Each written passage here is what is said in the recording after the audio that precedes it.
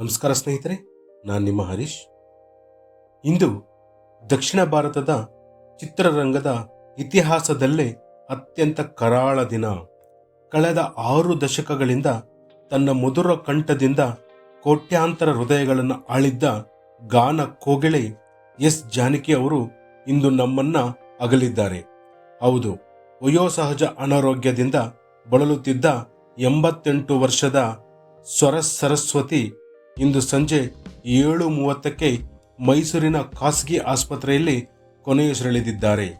ಆಸ್ಪತ್ರೆಗೆ ದಾಖಲಾದ ಕ್ಷಣದಿಂದ ಅವರು ವಿಧಿವಶರಾಗುವವರೆಗೂ ನಡೆದದ್ದೇನು, ವೈದ್ಯರು ನೀಡಿದ ಆಘಾತಕಾರಿ ಮಾಹಿತಿ ಏನು ನೋಡಿ. ನಮ್ಮ ಇವತ್ತಿನ ಭಾರತದ ನೈಟಿಂಗೇಲ್, ಗಾಯನ ಲೋಕದ ಧ್ರುವತಾರೆ ಎಸ್ ಜಾನಕಿ ಇನ್ನಿಲ್ಲ. ಕಳೆದ ಕೆಲವು ವರ್ಷಗಳಿಂದ ಮೈಸೂರಿನ ಭೋಗಾದಿ ನಿವಾಸದಲ್ಲಿ ಸಂಪೂರ್ಣವಾಗಿ ವಿಶ್ರಾಂತಿ ಜೀವನ ನಡೆಸುತ್ತಿದ್ದ ಜಾನಕಮ್ಮ ಅವರ ಸ್ವರ ಇಂದು ಸದಾ ಕಾಲಕ್ಕೆ ಮೌನವಾಗಿದೆ.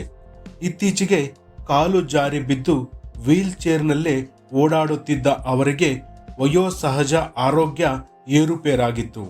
ಇಂದು ಅಂದರೆ ಜುಲೈ 11ರ ಶನಿವಾರದಂದು ಮಧ್ಯಾಹ್ನ ತೀವ್ರ ಅಸ್ವಸ್ಥರಾದ ಹಿನ್ನೆಲೆಯಲ್ಲಿ ಅವರನ್ನು ತಕ್ಷಣವೇ ಮೈಸೂರಿನ ಅಪೋಲೋ ಬಿಜಿಎಸ್ ಆಸ್ಪತ್ರೆಗೆ ದಾಖಲಿಸಲಾಯಿತು. ಆದರೆ ಚಿಕಿತ್ಸೆ ಫಲಕಾರಿಯಾಗದೆ ಅವರು ಇಹಲೋಕವನ್ನ ತ್ಯಜಿಸಿದ್ದಾರೆ. ಆಸ್ಪತ್ರೆಗೆ ಅವರು ದಾಖಲಾಗಿದ್ದ ಸಮಯ 12:49. ದಾಖಲಾದ ಸ್ಥಿತಿ ಹೇಗಿತ್ತಂದ್ರೆ ಅತ್ಯಂತ ಗಂಭೀರವಾಗಿತ್ತು. ಅಂದರೆ ಕ್ರಿಟಿಕಲ್ ಕಂಡೀಷನ್ ಅಲ್ಲಿದ್ದರು. ಚಿಕಿತ್ಸಾ ವಿಭಾಗ, ತೀವ್ರ ನಿಗಾ ಘಟಕ ಐಸಿಯುಯಲ್ಲಿ ಅವರನ್ನ ಇಡಲಾಗಿತ್ತು. ಅವರು ಮರಣದ ಸಮಯ ಇಂದು ಸಂಜೆ 7:30ಗೆ ಅಂತೇಳಿ ಈಗಾಗಲೇ ತಿಳಿಸಿದ್ದಾರೆ. ಸಾವಿಗೆ ಕಾರಣ ತೀವ್ರ ಹೃದಯಾಘಾತ. ವೈದ್ಯರ ಅಧಿಕೃತ ಹೇಳಿಕೆ ಏನಿದೆ ಅನ್ನೋದನ್ನ ನಾವಿಲ್ಲಿ ನೋಡೋದಾದರೆ, ಆಸ್ಪತ್ರೆಯ ಅಧಿಕೃತ ಪ್ರಕಟಣೆಯ ಪ್ರಕಾರ ಎಸ್ ಜಾನಕಿ ಅವರನ್ನ ಜುಲೈ 11ರಂದು ಮಧ್ಯಾಹ್ನ 12:49ಕ್ಕೆ ಮೈಸೂರಿನ ಅಪೋಲೋ ಬಿಜಿಎಸ್ ಆಸ್ಪತ್ರೆಗೆ ದಾಖಲಿಸಲಾಯಿತು. ಆಸ್ಪತ್ರೆಗೆ ತಂದಾಗ ಅವರ ಆರೋಗ್ಯ ಸ್ಥಿತಿ ಅತ್ಯಂತ ಗಂಭೀರವಾಗಿತ್ತು. ತಕ್ಷಣವೇ ಕಾರ್ಯಪ್ರವೃತ್ತರಾದ ವೈದ್ಯರು ಅವರನ್ನ ತಪಾಸಣೆಗೆ ಒಳಪಡಿಸಿ ಹೆಚ್ಚಿನ ತುರ್ತು ನಿರ್ವಹಣೆಗಾಗಿ ತಕ್ಷಣವೇ ತೀವ್ರ ನಿಗಾ ಘಟಕಕ್ಕೆ ಅಂದರೆ ಐಸಿಯುಗೆ ಸ್ಥಳಾಂತರಿಸಿದರು. ಖಾಸಗಿ ಆಸ್ಪತ್ರೆಯ ಆಂತರಿಕ ಮೂಲಗಳ ಮಾಹಿತಿ ಪ್ರಕಾರ ಜಾನಕಿ ಅವರಿಗೆ ಇಂದು ಮಧ್ಯಾಹ್ನ ನೋವು ತೀವ್ರವಾಗಿತ್ತು. ಕಾಲಿಗೆ ಆಗಿದ್ದ ಗಾಯ ಗ್ಯಾಂಗ್ರೀನ್ ಆಗಿ ಬದಲಾಗಿತ್ತು ಎನ್ನಲಾಗಿದೆ. ಇದಕ್ಕಾಗಿಯೇ ಆಸ್ಪತ್ರೆಗೆ ಬಂದಿದ್ದರು. ಕಾಲಿನ ಇನ್ಫೆಕ್ಷನ್ ಸೋಂಕು ಭಾರೀ ಪ್ರಮಾಣದಲ್ಲಿ ಹೆಚ್ಚಾಗಿದ್ದ ಕಾರಣ ಅವರಿಗೆ ತಕ್ಷಣವೇ ಆಸ್ಪತ್ರೆಯಲ್ಲಿ ತುರ್ತು ಚಿಕಿತ್ಸೆಯನ್ನ ಆರಂಭಿಸಲಾಗಿತ್ತು. ಚಿಕಿತ್ಸೆ ವೇಳೆ ಹೃದಯ ಸ್ತಂಭನ ಅಂದರೆ ಕಾರ್ಡಿಯಾಕ್ ಅರೆಸ್ಟ್ ಆಗಿದೆ. ಅಪೋಲೋ ಆಸ್ಪತ್ರೆಯ ತಜ್ಞ ವೈದ್ಯರ ಬಹುಶಿಸ್ತಿನ ತಂಡ ಅಂದರೆ ಮಲ್ಟಿ ಡಿಸಿಪ್ಲಿನರಿ ಟೀಮ್ ಅತ್ಯಂತ ಕಟ್ಟುನಿಟ್ಟಾದ ವೈದ್ಯಕೀಯ ಆರೈಕೆ ಮತ್ತು ನಿರಂತರ ಮೇಲ್ವಿಚಾರಣೆಯನ್ನ ಐಸಿಯುಯಲ್ಲಿ ಕೈಗೊಂಡಿತ್ತು. ಆದರೆ ದುರಾದೃಷ್ಟವಶಾತ್ ಚಿಕಿತ್ಸೆ ಪ್ರಗತಿಯಲ್ಲಿ ಇದ್ದಾಗಲೇ ಜಾನಕಿ ಅವರಿಗೆ ಹಠಾತ್ ಹೃದಯ ಸ್ತಂಭನ ಕಾರ್ಡಿಯಾಕ್ ಅರೆಸ್ಟ್ ಉಂಟಾಗಿದೆ.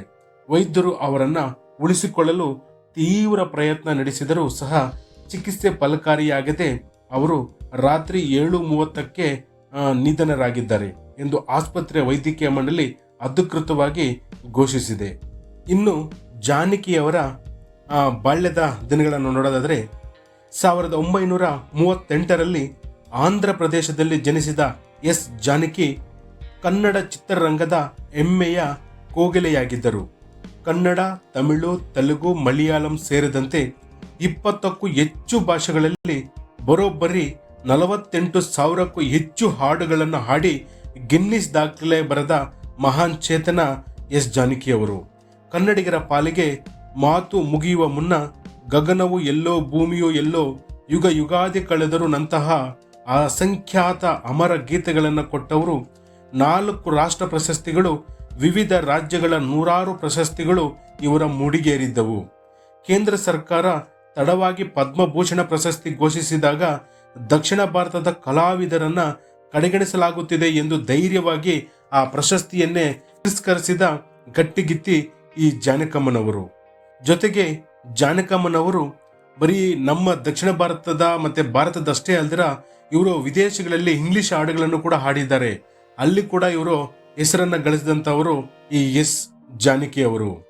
ಜೊತೆಗೆ ನಾವು ನೋಡಿದಂತೆ ನಾವೀಗೇನು 90ರ ದಶಕದ ಅವರು ಇದ್ದೀವಿ, 19 ಕಿಡ್ಸ್ ಅಂತ ಏನಿದ್ದೀವಿ, ಆ ಸಂದರ್ಭದಲ್ಲಿ ಎಲ್ಲರ ಮನೆಯಲ್ಲಿ ಟಿವಿ ಅಷ್ಟೊಂದಾಗಿರ್ಲಿಲ್ಲ.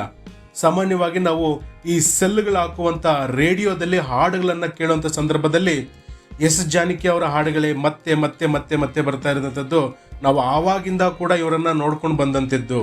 ಅಂದ್ರೆ ಇವರು 2013-14ರವರೆಗೂ ಕೂಡ ಇವರ ಹಾಡುಗಳನ್ನ ಹಾಡ್ತಾ ಬರ್ತಾ ಇದ್ರು. ಇವರ 78ನೇ ವಯಸ್ಸಲ್ಲಿ ಇವರು ಹಾಡುಗಳನ್ನ ನಿಲ್ಲಿಸಿ ಸಂಪೂರ್ಣವಾಗಿ ಇವರು ವಿಶ್ರಾಂತಿ ಜೀವನಕ್ಕೆ ಹೋಗಿದ್ದಿದ್ದು. ಆದರೆ ಇವರು ಮೂಲ ಆಂಧ್ರದಲ್ಲಿ ಹುಟ್ಟು ಬೆಳೆದಿದ್ರು ಕೂಡ ಇವರು ಹೆಚ್ಚು ಹಾಡುಗಳನ್ನು ಹಾಡಿದ್ದು ಮಾತ್ರ ಕನ್ನಡದಲ್ಲೇ. ಹಾಗಾಗಿ ಇವರು ಇಡೀ ಕರ್ನಾಟಕದಾದ್ಯಂತ ಮನೆ ಮಾತಾಗಿದ್ದರು. ಎಸ್ ಜಾನಕಿ ಅಂತಂದ್ರೆ ಈ ಚಿರಪರಿಚಿತರಾಗಿದ್ರು, ತಿಳಿದಂತರು ಇಲ್ಲ ಅಂದ್ರೆ ತಪ್ಪಾಗಲಾರದು. ಅಂತ ಎಸ್ ಜಾನಕಿ ಅವರು ಇವತ್ತು ನಮ್ಮನ್ನೆಲ್ಲ ಕೂಡ ಆಗಲಿದ್ದಾರೆ. ಜಾನಕಮ್ಮ ಅವರ ನಿಧನದ ಸುದ್ದಿ ತಿಳಿಯುತ್ತಿದ್ದಂತೆ ಇಡೀ ಭಾರತೀಯ ಚಿತ್ರರಂಗ ಕಂಬನಿ ಮಿಡಿದಿದೆ. ರಜನಿಕಾಂತ್, ಕಮಲ್ ಹಾಸನ್, ಚಿರಂಜೀವಿ ಸೇರಿದಂತೆ ಸ್ಯಾಂಡಲ್ವುಡ್ನ ನಟರು, ಗಾಯಕರು ತೀವ್ರ ಸಂತಾಪ ಸೂಚಿಸಿದ್ದಾರೆ. ಅಮ್ಮನ ಮಧುರ ಧ್ವನಿ ಎಂದಿಗೂ ಅಮರ ಎಂದು ಕಣ್ಣೀರಿಡುತ್ತಿದ್ದಾರೆ. ಒಂದು ಅದ್ಭುತ ಗಾಯನ ಯುಗ ಇಂದು ಕೊನೆಗೊಂಡಿದೆ. ಭೌತಿಕವಾಗಿ ಜಾನಕಮ್ಮ ನಮ್ಮನ್ನು ಅಗಲಿದ್ದರೂ ಅವರು ಹಾಡಿ ಹೋದ ಸಾವಿರಾರು ಹಾಡುಗಳ ಮೂಲಕ ಕನ್ನಡಿಗರ ಹಾಗೂ ಸಂಗೀತ ಪ್ರೇಮಿಗಳ ಹೃದಯದಲ್ಲಿ ಎಂದಿಗೂ ಜೀವಂತವಾಗಿರುತ್ತಾರೆ.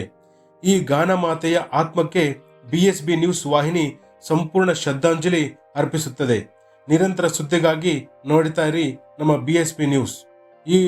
ಈ ಒಂದು ಜಾನಕಮ್ಮನವರ ಒಂದು ನಿಧನದ ಸುದ್ದಿ ಬಗ್ಗೆ ತಮಗೇನನ್ಸುತ್ತೆ, ಹಾಗೆ ಇವರು ಯಾವ ಹಾಡನ್ನ ತಾವು ಹೆಚ್ಚು ಕೇಳಿಸ್ಕೊಂಡಿದ್ರು ಅನ್ನೋದನ್ನ ತಮಗೆ ತಿಳಿದಿದ್ರೆ ಕಮೆಂಟ್ ಮುಖಾಂತರ ತಿಳಿಸಿ.